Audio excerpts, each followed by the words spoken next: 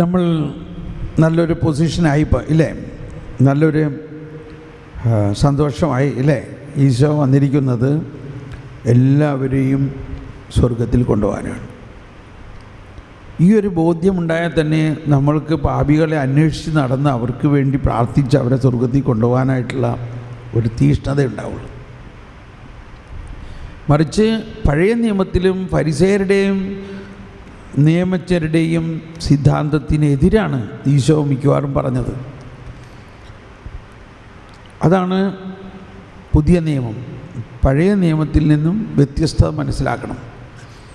അതുകൊണ്ടാണ് ഈശോ പറഞ്ഞത് ഞാൻ വന്നിരിക്കുന്നത് നിയമത്തെ പ്രവാചകന്മാരെയോ അസാധുവാക്കാനല്ല ഞാൻ വന്നതെന്ന് നിങ്ങൾ വിചാരിക്കരുത്. അസാധുവാക്കാനല്ല, പൂർത്തിയാക്കാനാണ് ഞാൻ വന്നിരിക്കുന്നത്. അപ്പോൾ ഈ 10 കൽപ്പനകളും അസാധുവാക്കാനല്ല. അതിനെ നമ്മൾ മനസ്സിലാക്കേണ്ടത് വേറൊരു തരത്തിലാണ്. ഇന്നലെ പരിശുദ്ധ പിതാവ് റോമിൽ നൽകിയ പ്രബോധനത്തിൽ ഇത് തന്നെയാണ് പറഞ്ഞത്. ഇന്നലത്തെ സുവിശേഷ ഭാഗ്യങ്ങളെക്കുറിച്ചാണ്. കൊല്ലരുതെന്ന് നിങ്ങൾ കേട്ടിട്ടുണ്ട്, എന്നാൽ ഞാൻ നിങ്ങളോട് പറയുന്നു, സഹോദരനോട് കോപിക്കുന്നവൻ കൊലപാതകിയാണ്. വ്യഭിചാരം ചെയ്യരുതെന്ന് പറഞ്ഞിട്ടുണ്ട്, എന്നാൽ ഞാൻ നിങ്ങളോട് പറയുന്നു, സ്ത്രീയെ ആസക്തിയോടെ നോക്കുന്നവൻ വ്യഭിചാരം ചെയ്ത് കഴിഞ്ഞു. ഇതെല്ലാം പറയണതിൻ്റെ ഉദ്ദേശം, ഫരിസേയരും നിയമജ്ഞരും എല്ലാ മനുഷ്യരും സഹോദരന്മാരല്ലേ. ഒരുവൻ തെറ്റ് ചെയ്യുന്നത് കണ്ടാൽ അവനെ 2 സാക്ഷികളുണ്ടെങ്കിൽ അവനെ കല്ലെറിഞ്ഞ് കൊല്ലാം. അതേ നിയമം തന്നെയല്ലേ പറയണത് കൊല്ലരുതെന്ന്. ഒരു സ്ത്രീ വ്യഭിചാരം ചെയ്യണത് കണ്ടാൽ അവളെ കല്ലെറിഞ്ഞ് കൊല്ലാം. ഇതാണ് അന്നത്തെ ആ ഫരിസേയ മനോഭാവം. അതായത് 10 കൽപ്പനകളെ 613 കൽപ്പനകളാക്കി മാറ്റിയവർ.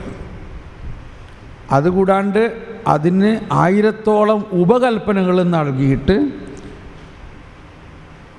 മനുഷ്യൻ്റെ മേൽ നിയമത്തെ അടിച്ചേൽപ്പിച്ചുകൊണ്ട് ഇത് അക്ഷരം പ്രതി ഇതെല്ലാം നിങ്ങൾ പാലിക്കുകയാണെങ്കിലേ നിങ്ങൾക്ക് സ്വർഗരാജ്യമുള്ളൂ. ഇതെല്ലാം അക്ഷരം പ്രതി പാലിക്കുകയാണെങ്കിൽ നിങ്ങൾക്ക് നീതീകരിക്കപ്പെടും. ഈ അവസ്ഥ വിശേഷം നിലനിൽക്കുമ്പോഴാണ് കർത്താവ് ഈശോ മിശിഹാ വന്നിട്ട് പറയാണ്, എന്നിൽ വിശ്വസിക്കുക, ഞാൻ നിങ്ങളെ സ്വർഗത്തിൽ കൊണ്ടുപോകാം. ഇതല്ലേ ഈശോ പറഞ്ഞത്? ഫോളോ മീ, എൻ്റെ പിന്നാലെ വരിക. ഞാൻ വന്നിരിക്കുന്നത് നിങ്ങളുടെ പാപങ്ങളും അതിൻ്റെ ശിക്ഷയും എല്ലാം ഏറ്റെടുക്കാനാണ്. ഈ അർത്ഥത്തിലാണ് ആ വചനത്തെ മനസ്സിലാക്കേണ്ടത്. അധ്വാനിക്കുന്നവരും ഭാരം ചുമക്കുന്നവരും എൻ്റെ അടുത്ത് വരിക എന്ന് പറയുന്നത് നമ്മുടെ ഈ ഭൗമികമായ അല്ലെങ്കിൽ ജീവിതത്തിലുള്ള അധ്വാനത്തെക്കുറിച്ചല്ല. നിയമം, ഈ 613 നിയമം പാലിക്കാൻ വേണ്ടി അധ്വാനിക്കുന്നവരെ, അത് പറ്റുമോ? ആർക്കും പറ്റൂല അത് പാലിക്കാൻ. അത് പാലിക്കാൻ സാധിക്കാത്തത് മൂലമുള്ള ഭാരം ചുമക്കുന്നവരെ നിങ്ങൾ എൻ്റെ അടുക്കൽ വരുവിൻ, ഞാൻ നിങ്ങളുടെ ആ ഭാരം ഏറ്റെടുക്കാം, ഞാൻ നിങ്ങളുടെ ആ പാപഭാരം ഏറ്റെടുക്കാം. ഈ അർത്ഥത്തിലാണ് ആ വചനത്തെ കാണേണ്ടത്. ഇതിന് മറ്റൊരു വിധത്തിൽ വേറൊരു എളുപ്പം വഴിയുണ്ട്. ഇതിന് വേറൊരു എളുപ്പ വഴി. ഈ ചിന്തയെ വേറൊരു എളുപ്പ വഴിയിലൂടെ കൊണ്ടുവരികയാണെങ്കിൽ 10 കൽപ്പനകളുടെയും സാരാംശം എന്താ? മോശയുടെ നിയമത്തിൽ തന്നെ പറഞ്ഞിട്ടുള്ളതാണ്. എന്താണ് 10 കൽപ്പനകളും? 2 കൽപ്പനകളിൽ സാംശീകരിക്കാം. എന്താണ് 2 കൽപ്പനകൾ? ദൈവത്തെ സ്നേഹിക്കുക, പൂർണ്ണ ഹൃദയത്തോടും പൂർണ്ണ മനസ്സോടും പൂർണ്ണ ആത്മാവോടും പൂർണ്ണ ശക്തിയോടും ദൈവത്തെ സ്നേഹിക്കുക, നിന്നെപ്പോലെ നിൻ്റെ അയൽക്കാരെ സ്നേഹിക്കുക. അപ്പോൾ സാരാംശത്തിൽ എല്ലാം കൂടി ചേർത്താൽ എന്തായി? സ്നേഹിക്കുക, ദൈവത്തെ സ്നേഹിക്കുക, മനുഷ്യരെ സ്നേഹിക്കുക. പക്ഷേ ഇത് പൂർത്തിയാകണമെങ്കിൽ സ്നേഹം നമ്മളിൽ വരണ്ടേ? ഈ സ്നേഹം എങ്ങനെ നമ്മളിൽ വരും? സ്നേഹം ദൈവത്തിൽ നിന്നേ കിട്ടുള്ളൂ. സ്നേഹം ആ ദൈവത്തിനോട് ശത്രുതയിൽ നിൽക്കുന്ന കാലഘട്ടത്തോളം സ്നേഹം കിട്ടുമോ? അപ്പോൾ ആ ശത്രുത മാറ്റാൻ വേണ്ടി ദൈവവും മനുഷ്യനും തമ്മിൽ ശത്രുതയിൽ അകന്നിരുന്ന ആ അവസ്ഥയിൽ ദൈവം മുൻകൈ എടുത്തുകൊണ്ട് തൻ്റെ മകനെ പുത്രനായി കൊണ്ടുവന്നുകൊണ്ട് പരിശുദ്ധാത്മാവിനെ നൽകിക്കൊണ്ട് ശത്രുത അവസാനിപ്പിച്ചു. ദൈവവും മനുഷ്യനും ഒന്നായി. അപ്പോൾ യേശുക്രിസ്തു പരിശുദ്ധാത്മാ നമ്മുടെ പാപങ്ങൾക്ക് പരിഹാരം ചെയ്യുക മാത്രമല്ല, യേശുക്രിസ്തു നമുക്ക് പരിശുദ്ധാത്മാവിനെ നൽകിയതോടുകൂടി ദൈവസ്നേഹം നമ്മുടെ ഹൃദയത്തിലേക്ക് ചൊരിയപ്പെട്ടിരിക്കുമ്പോൾ നമുക്ക് ഈ രണ്ട് പാലിക്കാൻ പറ്റും. ദൈവത്തെ സ്നേഹിക്കാൻ പറ്റും, മനുഷ്യരെ സ്നേഹിക്കാൻ പറ്റും. അങ്ങനെയാണ് ഈശോ പറഞ്ഞത്, ഞാൻ വന്നിരിക്കുന്നത് നിയമത്തെ പൂർത്തിയാക്കാനാണ്. ഇല്ലേ? ഇത് തന്നെ ഇന്നലെ പരിശുദ്ധ പിതാവ് പറഞ്ഞത്. നിയമത്തെ പൂർത്തിയാക്കാനാണ് ഞാൻ വന്നിരിക്കുന്നത് എന്ന് പറഞ്ഞാൽ, നിയമം മൂലമുള്ള പാപവും അതിൻ്റെ ശിക്ഷയും ഒരു വശത്ത് ഞാൻ ഏറ്റെടുക്കും, മറുവശത്ത് പരിശുദ്ധാത്മാവിന് നൽകിക്കൊണ്ട് ദൈവസ്നേഹം കൊണ്ട് നിങ്ങൾ വീർപ്പ് മുട്ടിക്കുന്നവരാക്കും. ഞാൻ ദൈവസ്നേഹം കൊണ്ട് നിങ്ങൾ നിറയും. ദൈവസ്നേഹം നിങ്ങളിൽ നിറഞ്ഞു കഴിഞ്ഞാൽ കൽപ്പനകളുടെ സാരാംശം എന്താണ്? ദൈവത്തെ സ്നേഹിക്കുക, മനുഷ്യനെ സ്നേഹിക്കുക. ഇത് നിങ്ങൾക്ക് താനെ നടക്കും. നിങ്ങളുടെ ഹൃദയത്തിൽ ദൈവത്തോടുള്ള സ്നേഹം ജ്വലിക്കും. അപ്പോൾ മനുഷ്യരോടും സ്നേഹിക്കാൻ പറ്റും. ക്ലിയർ ആയില്ലേ? ഓക്കെ, ഇപ്പോൾ ഇത്രയുമേ നിൽക്കട്ടെ. ഇനി നമ്മൾ പഠിക്കേണ്ടത് പ്രാർത്ഥനയിലുള്ള ചില വ്യത്യസ്ത മെത്തേഡുകളാണ്. ഇപ്പോൾ നമ്മൾ ഇന്നലെ സംസാരിച്ചു എന്ന് തോന്നുന്നു, റോമർ 8:26-27 പറഞ്ഞത്. നമുക്കെങ്ങനെ പ്രാർത്ഥിക്കണമെന്ന് വാസ്തവത്തിൽ അറിയില്ല. നമ്മളൊരുപാട് പ്രാർത്ഥനകളൊക്കെ ചെയ്യുന്നുണ്ടെങ്കിലും ചിലതൊന്നും പ്രാർത്ഥിച്ചിട്ട് ഇപ്പോഴും ശരിയാവണില്ല. ഇല്ലേ? ആണോ അല്ലയോ? എന്തുകൊണ്ടെന്നാൽ പ്രാർത്ഥനയിൽ ഏറ്റവും പ്രധാന പ്രവർത്തനം പരിശുദ്ധാത്മാവിൻ്റെയാണ്. പരിശുദ്ധാത്മാവ് തന്നെ നമുക്ക് വേണ്ടി പ്രാർത്ഥിക്കുന്നു എന്നുള്ളതാണ്. അതൊന്നുകൂടി വായിച്ച റോമർ 8:26-27. നമ്മുടെ ബലഹീനതയിൽ ആത്മാവ് നമ്മെ സഹായിക്കുന്നു. വേണ്ടവിധം പ്രാർത്ഥിക്കേണ്ടത് എങ്ങനെയെന്ന് നമുക്കറിഞ്ഞുകൂടാ. എന്നാൽ അവാച്യമായ നെടുവേർപ്പുകളാൽ ആത്മാവ് തന്നെ നമുക്ക് വേണ്ടി മാധ്യസ്ഥം വഹിക്കുന്നു. ഹൃദയങ്ങൾ പരിശോധിക്കുന്നവൻ ആത്മാവിൻ്റെ ഇംഗിതം ഗ്രഹിക്കുന്നു. എന്തെന്നാൽ ആത്മാവ് ദൈവഹിതമനുസരിച്ചാണ് വിശുദ്ധർക്ക് വേണ്ടി മാധ്യസ്ഥം വഹിക്കുന്നത്. Praise the Lord. ഇത് വലിയ ഒരു ചിന്തയും വലിയൊരു സത്യമാണിത്. നമ്മളല്ല പ്രാർത്ഥിക്കേണ്ടത്, നമ്മളല്ല പ്രാർത്ഥിക്കുന്നത്. ഒരുപക്ഷെ നമ്മളൊക്കെ രാത്രി കിടക്കണ നേരത്ത് എനിക്ക് പ്രാർത്ഥിക്കുന്നൊക്കെ ആരോ പറയണ കേൾക്കാറുണ്ടില്ലേ? ആരാ പറയണേ? പരിശുദ്ധാത്മാവ. അപ്പോൾ നമ്മൾ പ്രാർത്ഥിക്കുന്നു എന്ന് പറയുന്നുണ്ടെങ്കിലും വാസ്തവത്തിൽ ചാലകശക്തി പരിശുദ്ധാത്മാവാണ്. പരിശുദ്ധാത്മാവ് ഒരു ശക്തി എന്ന് മാത്രമല്ല, വ്യക്തി കൂടിയാണ്. പരിശുദ്ധാത്മാവാകുന്ന വ്യക്തി ദൈവത്തിൻ്റെ ഹിതമറിയുകയും നമ്മുടെ ഹൃദയം അറിയുകയും ചെയ്യുന്നു.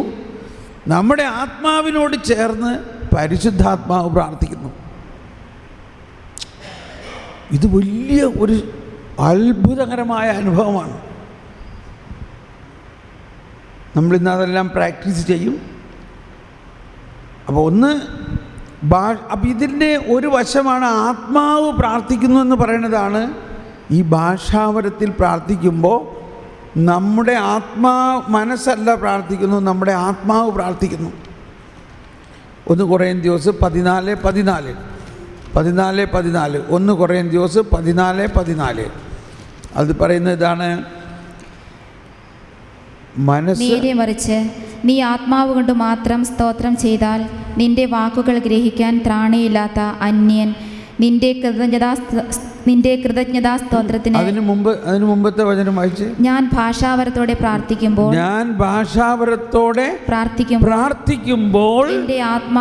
എന്റെ ആത്മാവ് പ്രാർത്ഥിക്കുന്നു. കണ്ടോ? എൻ്റെ മനസ്സല്ല പ്രാർത്ഥിക്കണേ ഭാഷാവരത്തിൽ. ഭാഷാവരം എന്ന് പറഞ്ഞാൽ നമ്മുടെ മനുഷ്യൻ്റെ ആത്മാവ് പ്രാർത്ഥിക്കുന്നതാണ്. ആത്മാവിന് പ്രാർത്ഥിക്കാൻ കഴിവുണ്ട്, മനസ്സിനും പ്രാർത്ഥിക്കാൻ കഴിവുണ്ട്. അപ്പോൾ മനസ്സുകൊണ്ട് പ്രാർത്ഥിക്കുകയാണ്, കർത്താവ് എൻ്റെ കുടുംബത്തിലെ പ്രയാസങ്ങളെല്ലാം അങ്ങേക്ക് അറിയാമല്ലോ, അങ്ങ് അത് ഏറ്റെടുക്കണേ. കർത്താവ് ഈ മകൻ്റെ അല്ലെങ്കിൽ ഇവിടെ ഇരിക്കണ എല്ലാവരുടെയും പ്രശ്നങ്ങൾ അങ്ങേക്ക് അറിയാമല്ലോ, അല്ലെങ്കിൽ അവരുടെ പ്രശ്നങ്ങൾ മനസ്സുകൊണ്ടുള്ള പ്രാർത്ഥനയാണ്. മറിച്ച് അങ്ങനെ ഒന്ന് പ്രാർത്ഥിച്ച് കഴിഞ്ഞിട്ട് ആത്മാവ് കൊണ്ടും പ്രാർത്ഥിക്കാം. കർത്താവ് ഇവിടെയുള്ള എല്ലാവരുടെയും കുടുംബ പ്രശ്നങ്ങൾ അങ്ങ് ഏറ്റെടുക്കണമേ.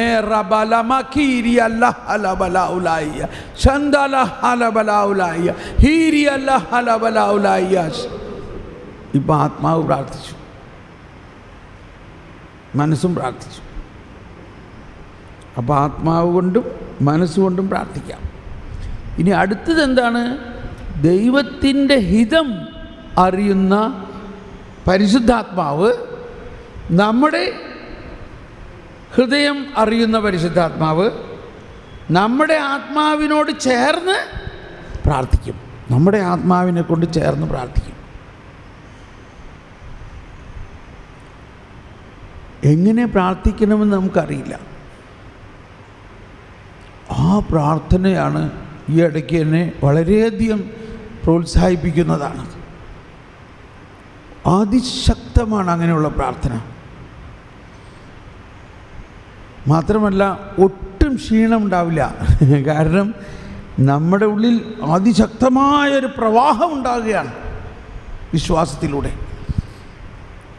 നമുക്കൊരു നിമിഷം ഒന്ന് പ്രാർത്ഥിക്കാം. നിങ്ങൾക്ക് എന്തെങ്കിലും ഒരു മേഖല നിങ്ങളുടെ മനസ്സിൽ ഏതിനു വേണ്ടിയാണ്, അല്ലെങ്കിൽ നമുക്ക് നമ്മുടെ നവീകരണ പ്രസ്ഥാനത്തിന് തന്നെ സമർപ്പിക്കാം. 50 വർഷത്തെ ജൂബിലി ആഘോഷിക്കുന്ന കരിസ്മാറ്റിക് നവീകരണത്തിൽ കൂടുതൽ ശക്തമായ അഭിഷേകം ഉണ്ടാകണോ വേണ്ടയോ? ഉണ്ടാകണോ വേണ്ടയോ? കൂടുതൽ പുതിയ ശുശ്രൂഷകൾ ഉണ്ടാകണമോ? നമ്മുടെ പഴയ ശുശ്രൂഷകരെല്ലാം കൂടുതൽ കരുത്തുള്ളവരാകണമോ? എങ്ങനെ പ്രാർത്ഥിക്കണം നമുക്കറിയില്ല. പരിശുദ്ധാത്മാവേ, അങ്ങ് ഇവരിലെല്ലാം ഉണ്ടല്ലോ. ഈ കേരള കത്തോലിക്ക സഭയുടെ നവീകരണ പ്രസ്ഥാനത്തിൽ 3000-ലധികം പ്രാർത്ഥനാ ഗ്രൂപ്പുകളും 150ഓളം ധ്യാനകേന്ദ്രങ്ങളും എല്ലാം അടങ്ങുന്ന ഈ നവീകരണ കൊടുങ്കാറ്റിനെ കൂടുതൽ ശക്തിപ്പെടുത്തുന്നതിന് എല്ലാവരും ഭാഷാവരത്തോടെ പ്രാർത്ഥിച്ചുകൊണ്ട്, കർത്താവേ, പരിശുദ്ധാത്മാവേ, അങ്ങ് പ്രാർത്ഥിക്കണമേ. എല്ലാ ധ്യാന കേന്ദ്രങ്ങളിലും, എല്ലാ ശുശ്രൂഷകരിലും, എല്ലാ പ്രാർത്ഥനാ ഗ്രൂപ്പുകളിലും കർത്താവേ, കൂടുതൽ ശക്തമായ ഒരു നവീകരണം ഉണ്ടാകുന്നതിന് അങ്ങ് പ്രാർത്ഥിക്കണമേ. കേരളത്തിലെ 3000-ലധികം പ്രാർത്ഥനാ ഗ്രൂപ്പുകളെ ജ്വലിക്കുന്ന തീപ്പന്തങ്ങളാക്കണമേ. അവരെല്ലാവരെയും കൂടുതൽ ശക്തിയാക്കണമേ. കേരളത്തിലെ എല്ലാ ധ്യാന കേന്ദ്രങ്ങളെയും, എല്ലാ ധ്യാന ഗുരുക്കന്മാരെയും hallelujah, hallelujah, hallelujah, hallelujah, hallelujah, hallelujah. പ്രത്യേകിച്ച് എറണാകുളം സോണിനെ ഉയർത്തണമേ. എറണാകുളം സോണിനെ ഉയർത്തണമേ. Hallelujah, hallelujah.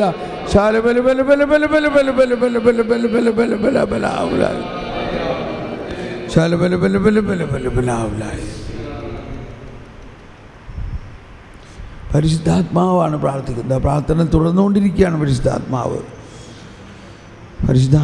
പ്രാർത്ഥിക്കുന്നു. ഓ പരിശുദ്ധാത്മാവെ, അങ്ങ് പ്രാർത്ഥിക്കണമേ. Praise the Lord. നിങ്ങൾക്ക് എന്താ തോന്നണേ? ഒരു സന്തോഷവും ആനന്ദവും തോന്നുന്നുണ്ടോ? ഇല്ലേ?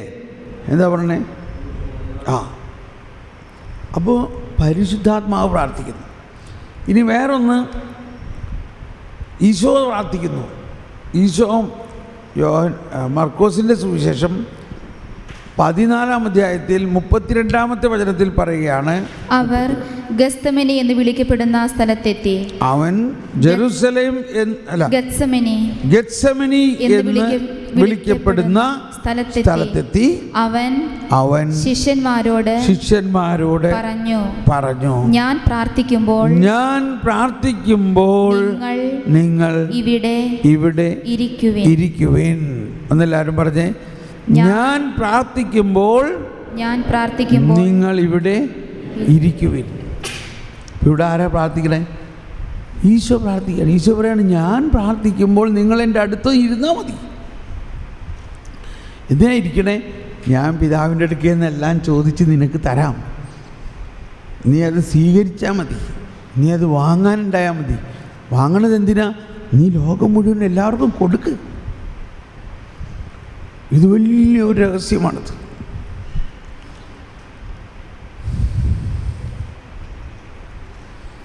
അപ്പോൾ ഈശോ, നിത്യപുരോഹിതനായ ഈശോ, ഇവിടെയും റോമർ 8 ഇതും എഴുതിയിട്ടുണ്ട്. റോമർ 8:34 പറയണ എന്താ?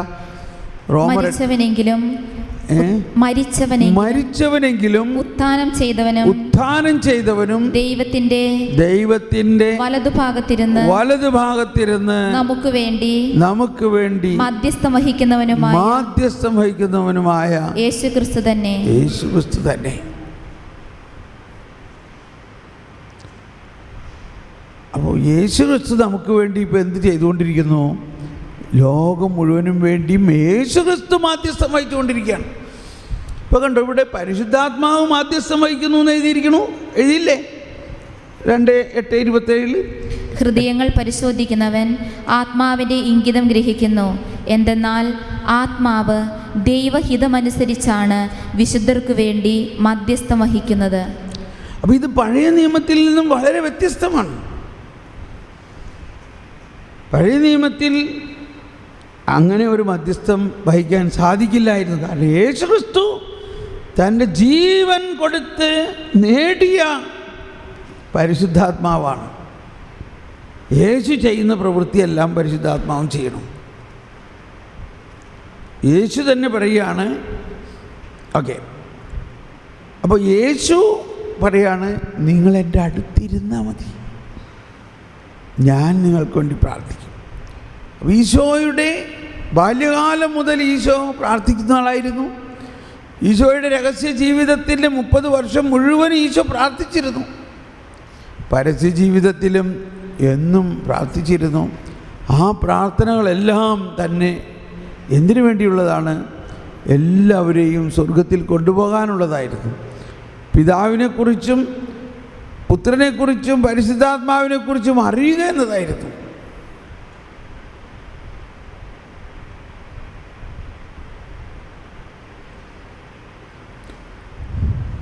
മലയിലെ പ്രസംഗത്തിലും അവൻ രാത്രി മുഴുവനും മലയിലിരുന്ന് പ്രാർത്ഥിച്ചിരുന്നു. ഗത്സമനിയിലും.